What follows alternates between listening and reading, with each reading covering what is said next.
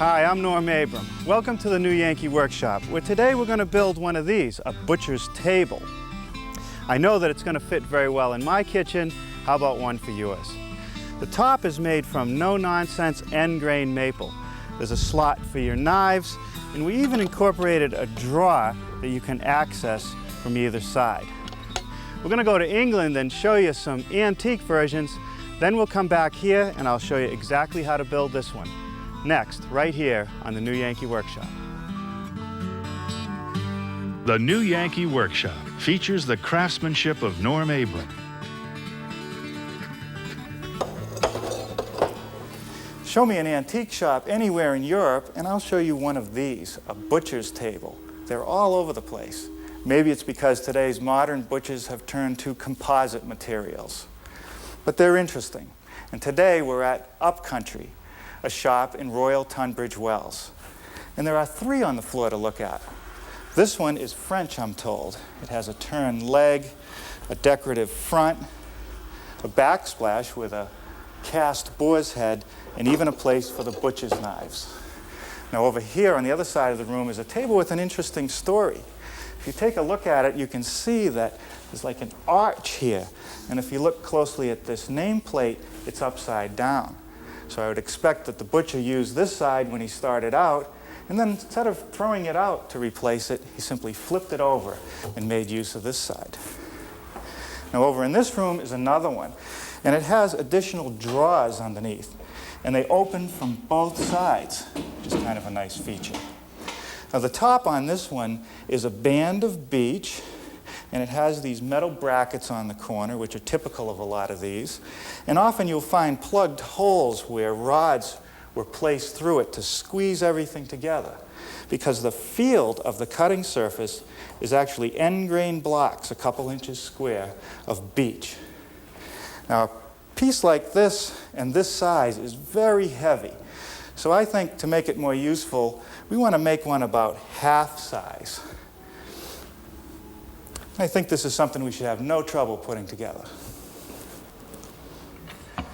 And half size is what I made, except that the butchers of yesterday were a little bit shorter than we are. So I raised the height of the countertop to 37.5 inches. I made the butcher's block from a band of solid maple and the field from endgrain maple. I also maintained the drawer detail that makes it accessible from either side. Now, if you'd like to build one of these for your kitchen, a measured drawing is available with a materials list, and you'll hear more about that before this program ends. Before we get started today, I want to take a moment to talk about shop safety. Be sure to read, understand, and follow all the safety rules that come with your power tools. Knowing how to use your power tools properly will greatly reduce the risk of personal injury. And remember this, there is no more important safety rule than to wear these safety glasses. Now, in preparation for the project, I spent a little time last night gluing up a couple panels of maple.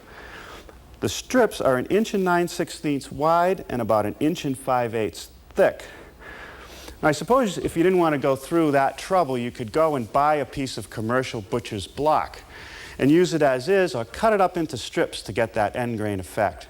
But if you make your own, once you reach this point, you have a blank that's about 3 feet long and just wide enough to fit in a 12-inch surface planer, which is where I want to go next, smoothing up the top and bottom surface.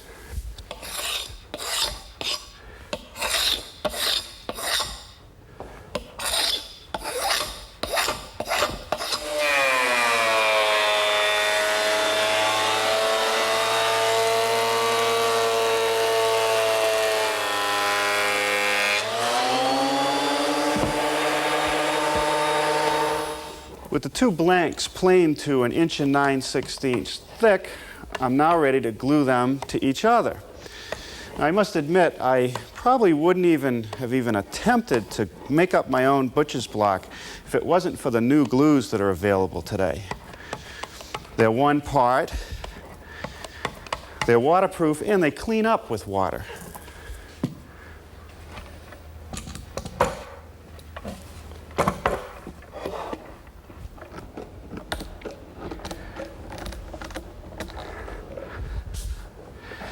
The base for our butcher's block is made up of glued up pieces of poplar, and that gives it some mass. Now, I suppose I could have bought full thickness material, but you pay extra for that. By gluing together thinner pieces, you save money, and it really isn't that difficult. Now, here are 4 blanks for the legs, glued up and cured, but not square. So the first step is to plane the face surfaces so that they're parallel and the right thickness.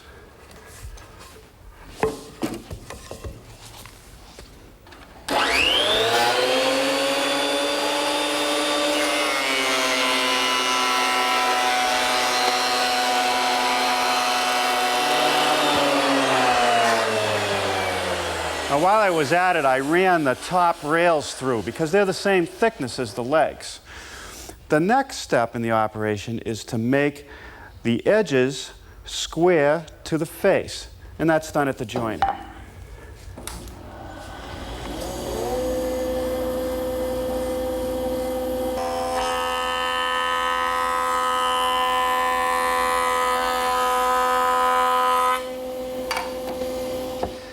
The next step is to take the jointed edge and place it against the rip fence and make a pass through the saw.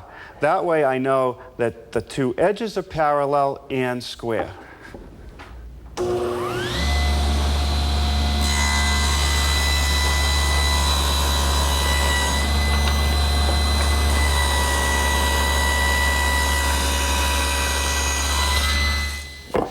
The last step in the squaring up operation is to plane that freshly sawn face.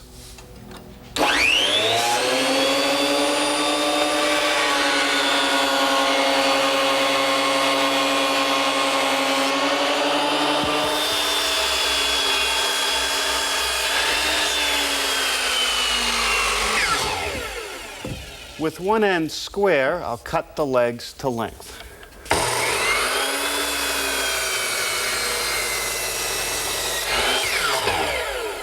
On the outside edges of the leg, there is a shoulder, and that supports the band around the butcher's block. And these extensions support the butcher's block itself. First, I want to make this shoulder cut at my table saw, which I've set up with a guide block to keep the piece away from the fence.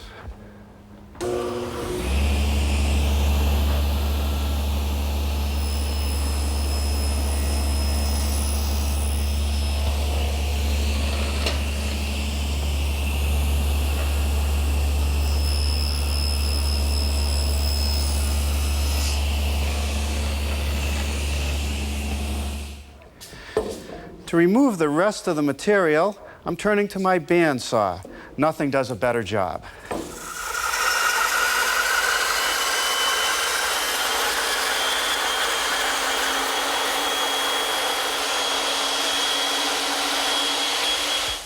Now, I've clamped one of the legs to my workbench with this template on top.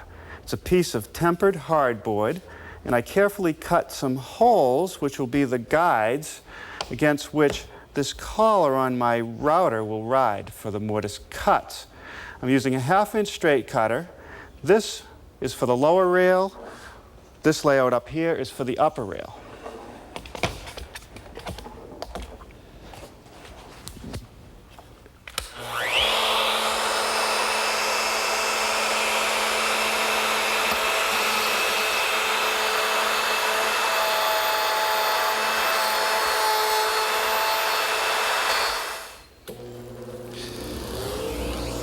Now, the mortise is 1.25 inches deep.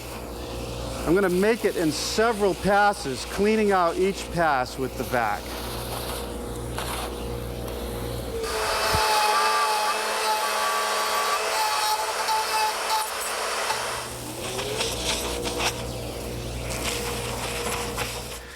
Now, there's one more notch I need to make in the leg, and that's to receive this side guide for the draw. And that's what this cutout in the template is for.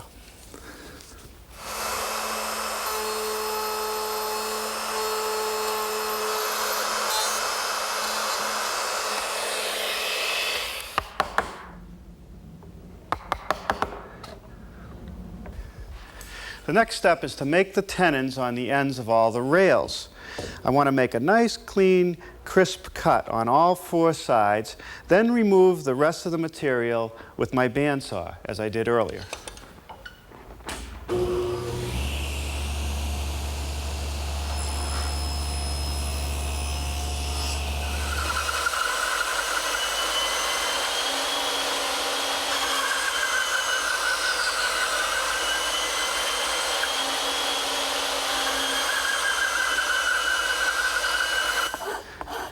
Well, now just a little bit of work with my wood rasp to make a perfect fit.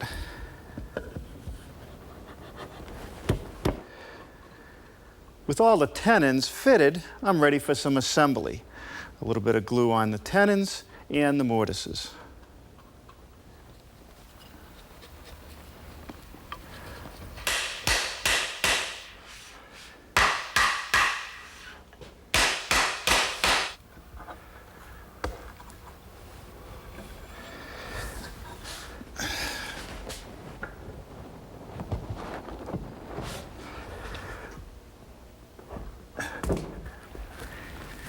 Well, now let's go back to the butcher block. That joint I glued is sufficiently cured, and the next thing I want to do is trim one end so it's straight and square.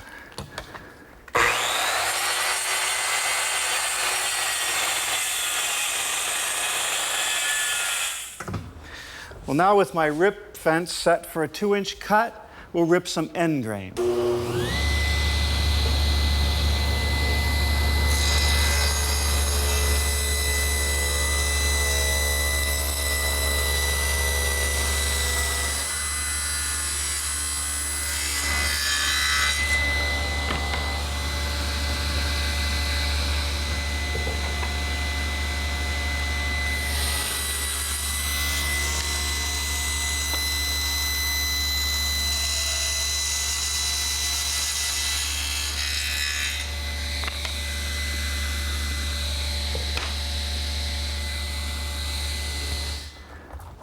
Well, now I'm ready to glue the strips of end grain together in 2 groups, 7 strips each.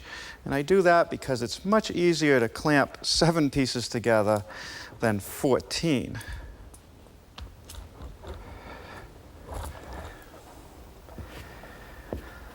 One thing that I've really tried to do in gluing up these end grain blocks is try to keep them as even as possible, because trying to sand end grain even is very difficult. The next thing to do to the butcher block is make these slots which will hold the knives, and I do that at the table saw.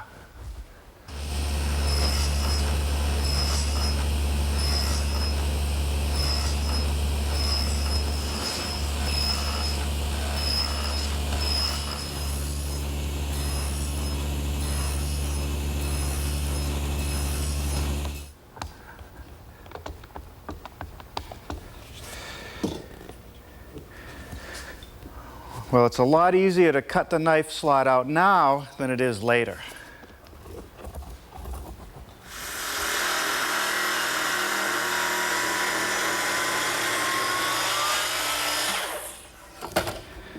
Well, here I'm using my sliding compound miter box to make perfect miters on the corners of the band that surrounds the field.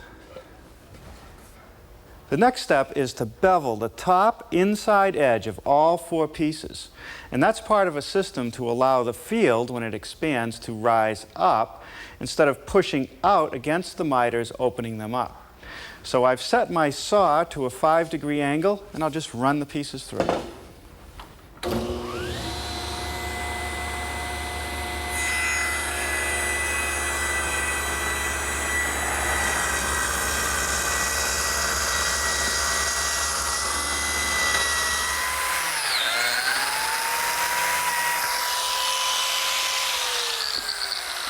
Now these slots will be for some number 20 biscuits, which will help hold the corners together.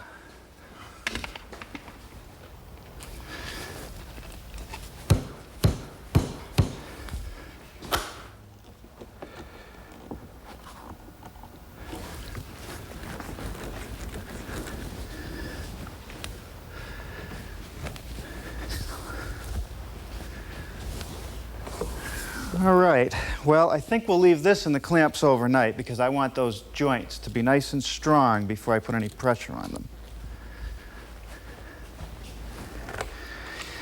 The last thing to do tonight is to glue the two halves of the field together. And with that, we'll be able to come back tomorrow and easily finish this project.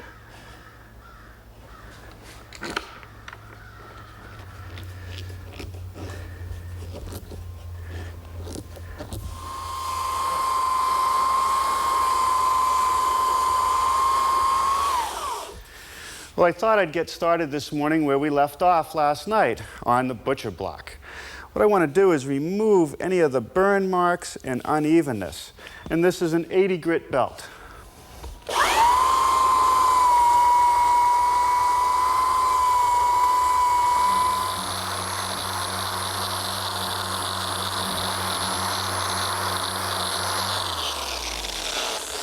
Now I've switched to my random orbit sander. I'm starting with an 80 grit and I'll work my way down to finer and finer grits until I get all the scratches removed and a nice smooth surface.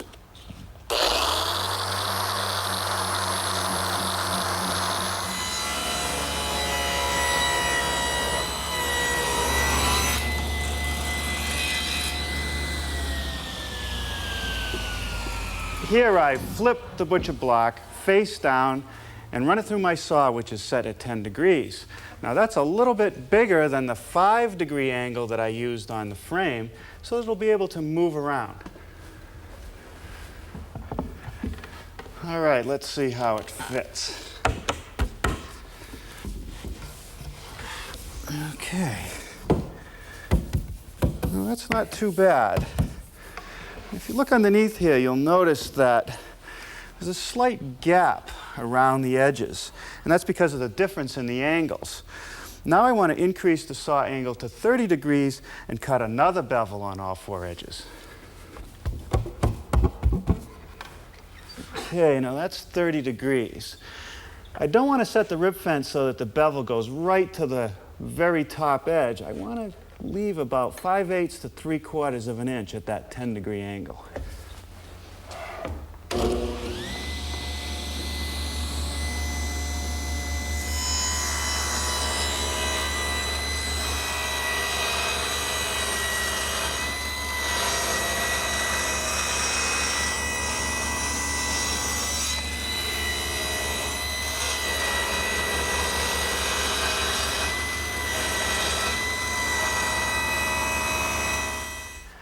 Well, now for the acid test.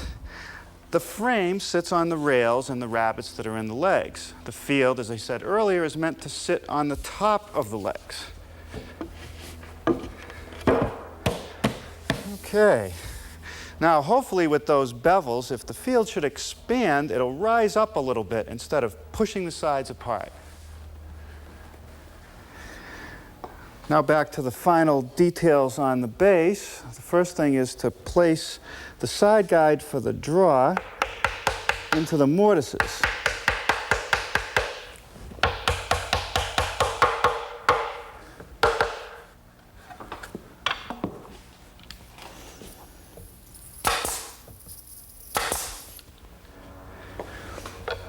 Now this strip of maple will act as a draw support and guide, and I'll just attach that with some screws.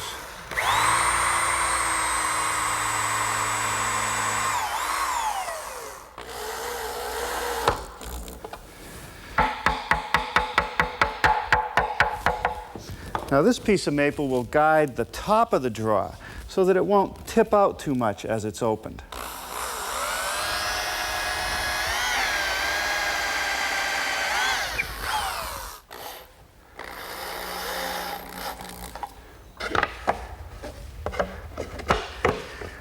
The bottom shelf is made up of 9/16" thick poplar, and I want to ease all the edges. So I've set up my router with a 1/4" rounding over bit, but I'm just going to use a portion of the bit just to knock those corners off.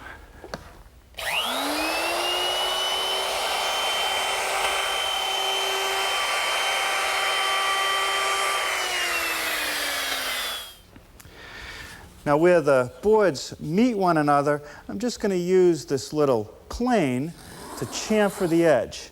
And then I'll nail all the boards in place.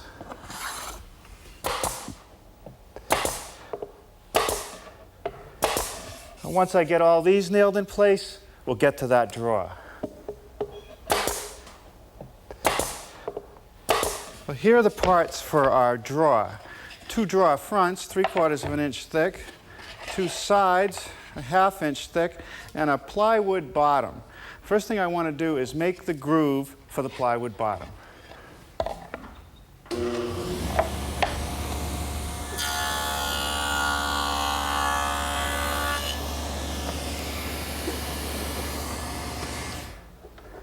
Now this is my dovetailing fixture, which has a number of adjustable fingers, which allows me to make just about any type of dovetail layout that I want.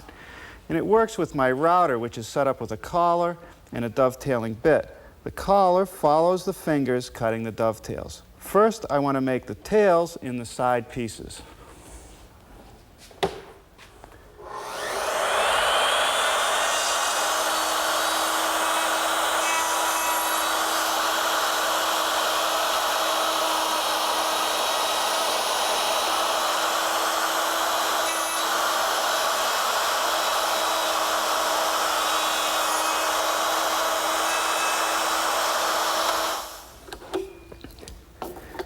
If you follow the directions that come with these dovetail fixtures, you'll be able to dovetail 1 or 100 draws perfect every time.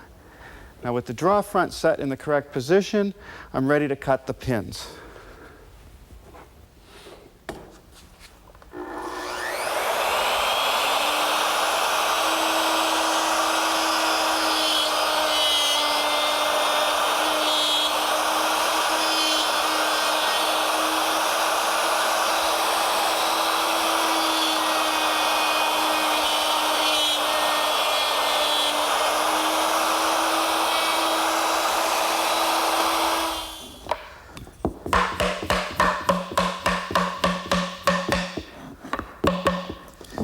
Well, this is an incredibly strong joint.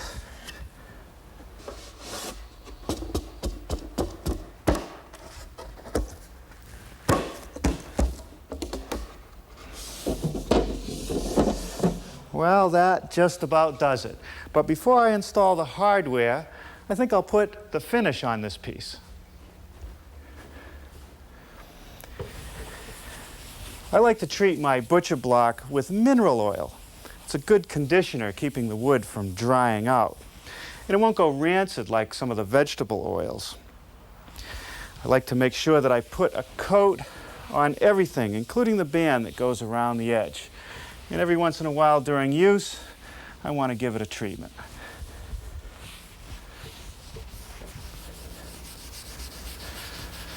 Now for the base, I'm using a water-based stain that the manufacturer calls Spanish oak. It seems to be the closest thing we can find that approximates that English country pine. I'll put 1 coat on, let it dry, and then seal it with some urethane. Well, what do you think? Are we getting any closer to that English country pine look? I think those antique dealers in London better watch out. We're starting to learn their secrets. And this butcher's block, as long as I keep it oiled, it'll last for a long, long time.